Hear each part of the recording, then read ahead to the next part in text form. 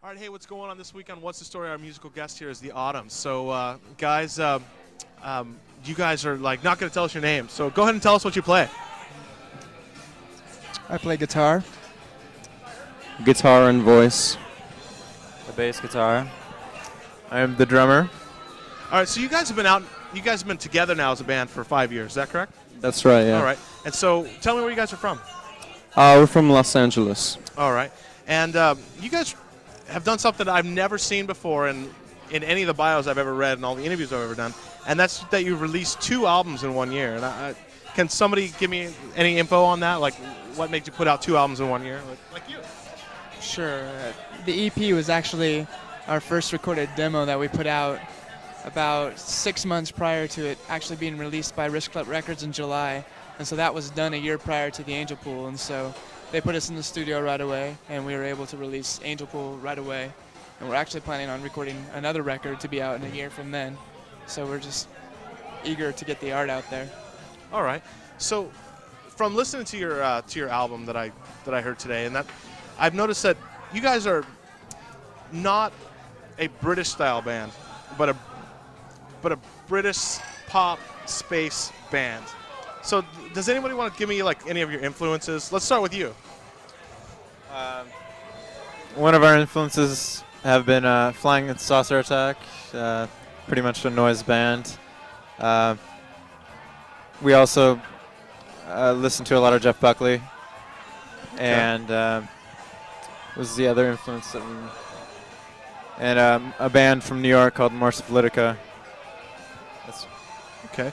The band that I would characterize you guys as most, which I really hope this is not an insult to you because this is like one of my favorite bands. That's the band Catherine Wheel. And is that any kind of an influence for you, anybody? actually, no. You don't know who they are? We know who they are, but I don't think any of us own a Catherine Wheel record or anything like that. But we've heard nothing but good about them. All right. So thank you. All right. So your new album, The Angel Pool, like what can the viewers expect from that album? Like,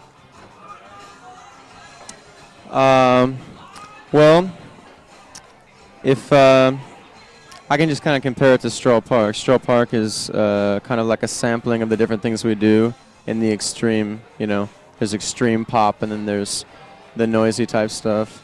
And the Angel Pool has a more consistent feel. You know, it's not a concept record or anything, but there's a real. It moves through different styles, from kind of harder edge type stuff to extremely mellow stuff, ambient almost, and you know. But despite going through those various influences, it still has a cohesive element to it. So then, would you consider the new album, The Angel Pool, a continuation of Suicide at Strell Park? No. Chronologically, Strell Park, the songs on Strell Park are actually written in the middle of the songs on the Angel Pool. Okay. Angel Pool has 4 songs from before and 4 songs from after. But they have their similarities because they came from the same time period, a lot of them. And so do you feel that people can listen to back-to-back those 2 albums and have like a full-length album there? You. I'm sure they could insert those songs within the new record, but the way the new record flows is very, very, very perfect in our minds. So I wouldn't want to do that. They're 2 separate entities. One's 4 songs in of themselves, 4 songs that kind of hit hard, and the Angel Pool seems to move as a complete record. So you could insert them if you wanted to, but preferably not. Okay. So do you have any preference to like the length of albums? Because the first release, Strell Park, was a 4-song EP, and the new one is 9-song. Is that correct?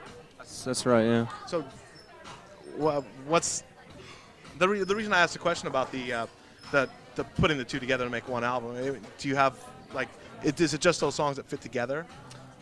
Well, I mean, the truth of the matter is Strell Park functioned as a work of art, but it also functioned as it was a practical thing to do at the time. We needed to put something together that was high quality. We weren't a signed band at that time. We didn't have the budget to do something full length. And I think it is its own work of art, and I'm proud of it. But, the the reason why it is the format it's in is because of the needs we had at the time. Although we like EPs, and it would just depend on the way the material went. You know what I mean? If it's the material that fits in 4 songs, then it's an EP, and if not, then it's a full length. You know. All right.